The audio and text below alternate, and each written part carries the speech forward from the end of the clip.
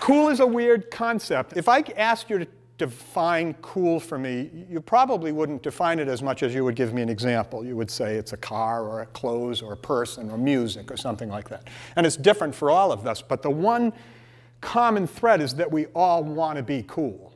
It's just about the best thing you can be. When Liam, my youngest, was 7, he was diagnosed with ASD, autism spectrum disorder. And that shakes you, because there's nothing worse in the world than thinking that there's something wrong with your child. When Liam was diagnosed, he had what at the time, and I don't know if it's now the most common diagnosis, PDD-NOS. Well, what's that? Pervasive developmental disorder, not otherwise specified. What do I do with that? I'll tell you exactly what I did. I thought we're going to fix this. We're not going to let this be a crutch, and we're not going to label him. We learned very early on that Liam is a visual learner. If he can see it, touch it, play with it, it means more to him than if you just explain it to him. I rewrote his entire math book. And I'm telling you now, I was tough on this kid. I pushed him because I was going to fix this problem. And we had incredible arguments with each other. We would get really testy with each other. But I kept pushing him and pushing him. And it's hard for me to admit that I was embarrassed by him, because Liam has physical tics, stimming. Liam shakes his hands. He used to jump up and down, shake his hands. When he was a little kid, it was kind of cute, but as a 17-year-old, 6-foot male, it draws negative attention to you. And I can remember standing on the street corner of his elementary school waiting to cross at the light and just praying that he wouldn't start stimming so that I wouldn't be embarrassed. And I continued down this road with him for a long time, and it got really contentious because I was going to fix him. And we got to the point where we didn't like each other very much. And the tipping point was one night when we were doing homework, I got so mad at him because I thought he wasn't listening to me that I actually yanked on his ear a couple of times. And I hurt him.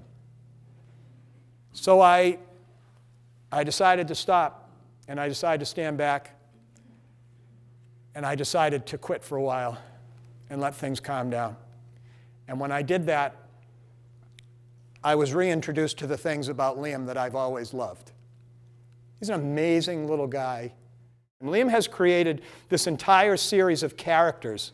It's called Parker and His Pack. It's based on 4 characters that he's made up. They all live in a city that he created in Florida called Cat Ring City. So he came to me one night with a blueprint of Cat Ring City. And he said, I want to build a replica of this for my 6th grade art show. And so for the next month or so, we built Cat Ring City to his specific design and blueprint. This is all from the imagination of a 12-year-old kid. But that's only what Liam can do. So I want to tell you a little bit about who he is. When he was in the 7th grade, middle school, he came home one day and he was really upset because he'd seen some graffiti on a brick on a wall at school that said, F Mr. Kirkland. Mr. Kirkland was the school vice principal. And he said, we got to get that off there. Here's what I think we should do. I want to get all the kids together in the auditorium from the whole school. We sit them down, and then I say, now, I want you to be really honest. Who did this? I laughed. But isn't that the way we want everybody to be? Don't we want everyone to be forthright and responsible and truthful and responsible for their actions?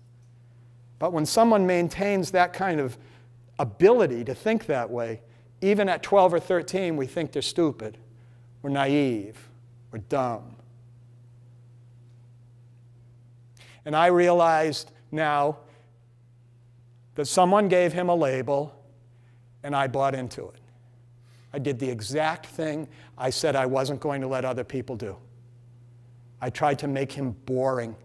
I tried to make him just like all of us that are lemmings and sheep and follow each other as closely as we can so that we don't separate ourselves from the pack or feel any kind of angst about who we are.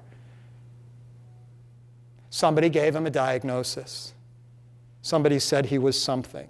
Yes, at this point, he displays characteristics consistent with a diagnosis of autism. But he'll always be Liam. And that's what I didn't understand for a very long time. So don't assume that you know who they are by the label that they're given. When you talk to them, you realize that they're unique, that they're each one of a kind, and that they're cool. They're just a different kind of cool.